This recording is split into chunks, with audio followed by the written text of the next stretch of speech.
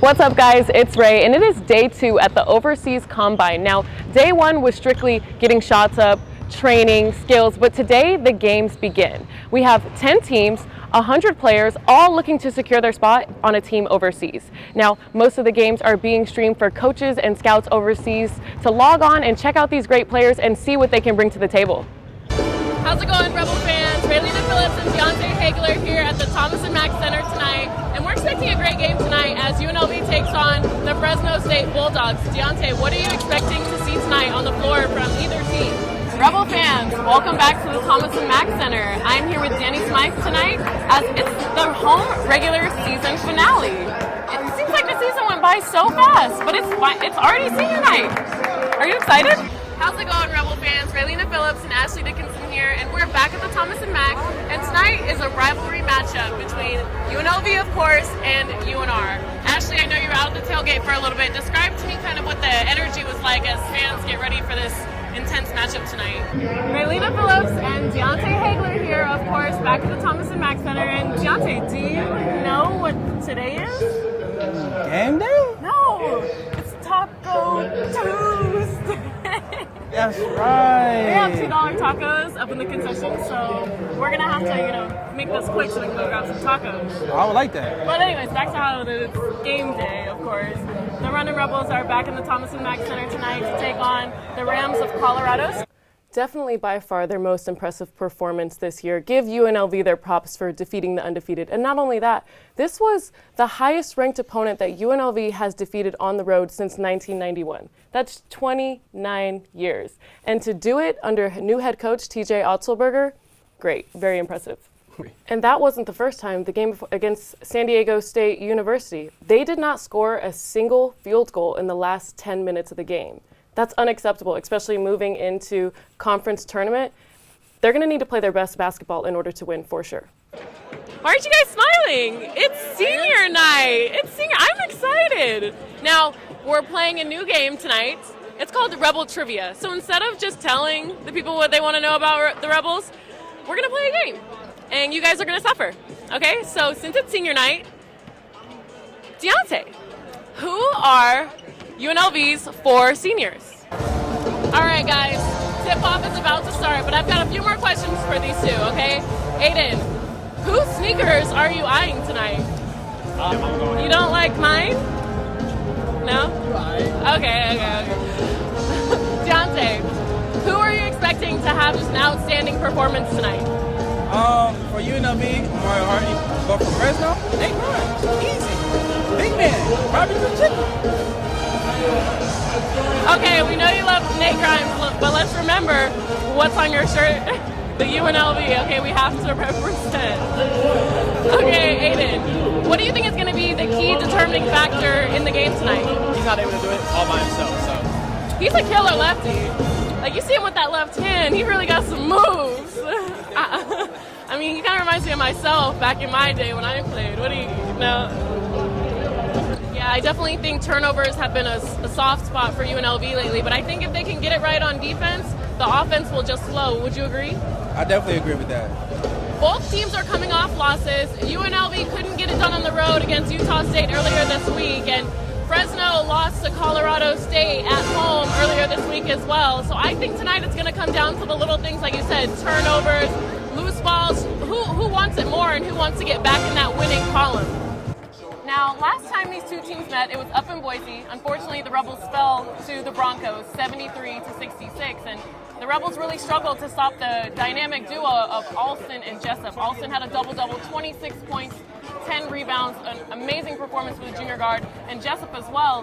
5 for 6 from the three-point line, 18 points for the all-time three-point leading scorer for the Broncos. What do you expect to see from the Bronco Stars tonight? And before I forget, we actually have a special guest tonight. We do?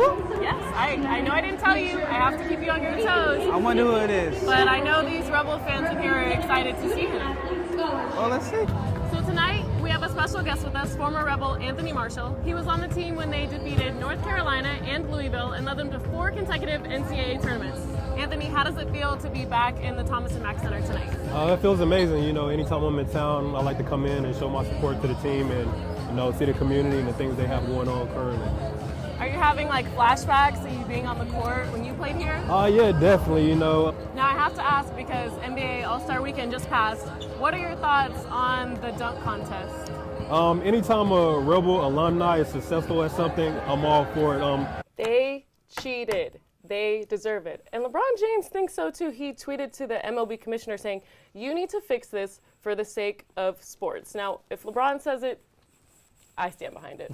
I'm loving it. New stadium, new coach, new players. I might try out for the team just to play in the Allegiant Stadium. But I'm really excited to see what the new recruits bring to UNLV. All right, there's no cheating here at UNLV, okay? We don't cheat, okay? Our education is great. Okay, next question. Deontay, how many, actually, I'll give this to both of you, and whatever number is closer will win, okay? How long or how many games in a row has UNLV scored a three-pointer? Like how many games straight, okay? So think of your guess. I will give you a hint. It's very high.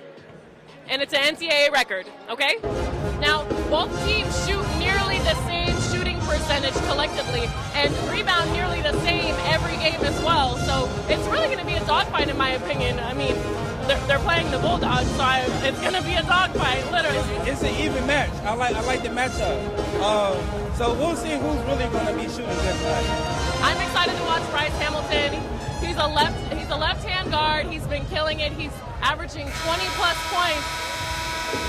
He's averaging 20-plus points for the past 4 games. I'm excited. I think he's going to go for 20-plus again tonight. And hopefully we see Amari Hardy get out of his offensive slump. What do you think? Now, as for the Rebels shot 6 for 25 from the three and only shot 37% from the field. So they really struggled shooting that night. But they led in points in the paint, they led in second chance shots, and they led in bench points. So I guess you could say that those free throws are the reason they really lost the game.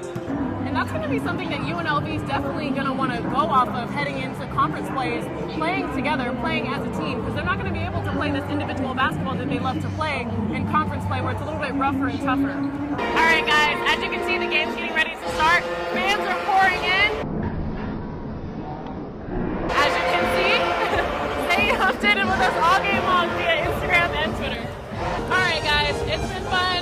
Let's get to our seats. Game's about to start. Stay updated with us all game long via Instagram and Twitter. Well, that's all the time we have for the first episode of Rebel Trivia. The game is getting ready to start. Hopefully they take down the Broncos tonight. #BeatBoise. Stay updated with us all game long via Twitter and Instagram. Marvin Coleman with the game-winning shot. You know what? I really appreciated this coming from Marvin, being that he was a guy that didn't see the floor that much in the beginning of the season, and now he's really turned into a key player for the Rebels. And tonight he really proved himself. What do you think? He killed it. Not only Marvin, but Vitaly Shibel also stepped up. He's also one of those players you see sometimes, you don't see other times, but he came out when the Rebels needed some leadership and somebody to get the offense going in the first half. They were struggling. I think they were down I think it was 13-2 to start, and it wasn't looking good, and he really helped them turn it around. Who else were you really impressed with tonight?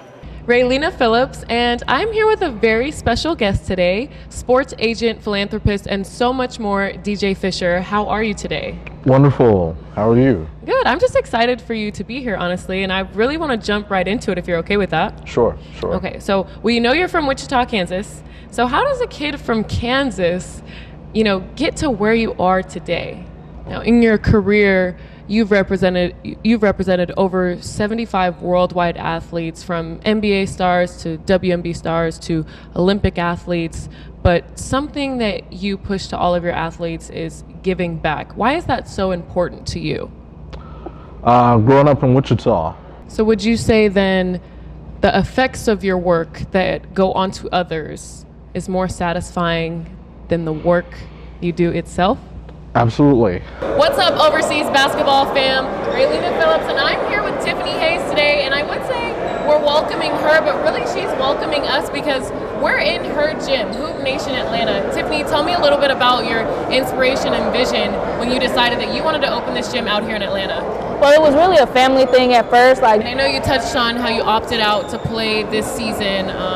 Give us a little bit more insight on essentially why. So the main reason I feel like I could do more in this community than I could in there. Ralena Phillips, and I am here with Austin Tillman, Delaware native, now playing overseas in Portugal. Tell me about your decision to go overseas. Overseas Basketball Connection, and we're here with Torin Washington. Torin is actually one of the coaches today for us. And Torin, just tell us a little bit about why you're here. What brought you here to be a part of the Overseas Combine? Well, I definitely supported the movement. And you're actually a JUCO product, and a lot of people that didn't play JUCO don't understand the type of grind it takes to really be successful and, thug it out. So talk to, the OBC community about, just being a part of, a JUCO experience. Yeah, going JUCO definitely a grind for sure. So you guys have kind of, I would say, struggled a bit in the beginning of games. Would you say you guys need that being down to give you guys that push, or is it just kind of the way the ball bounces in the run game for you? That's just the point in the game that we're at, and we're down. And you're very confident on the floor tonight. You play very animated. Is that just you, or is that kind of your teammates giving you that confidence to play your best basketball? That's just who I am. I'm a competitor. Would you say you struggled a little bit in the first half trying to find that rhythm? I know you scored only 3, I believe, of your 16 points in the first half. Talk to me about that. Yeah, I think I was just going with the flow, seeing what they gave me. Now, I know you said in the press conference you're not worried about who you're playing. Now, if it does come down to you playing UNLV again, how do you feel being that they broke that perfect record you guys had earlier in the season? Yeah, we'll feel good about it. I mean, you made 7 back-to-back right before the half, and then you came out on fire. 27 points, big shot at the end. What was going through your mind during the full game, and then not only the full game, in that last shot for you? Yeah, had quite a few wide open shots in the first half that I normally make.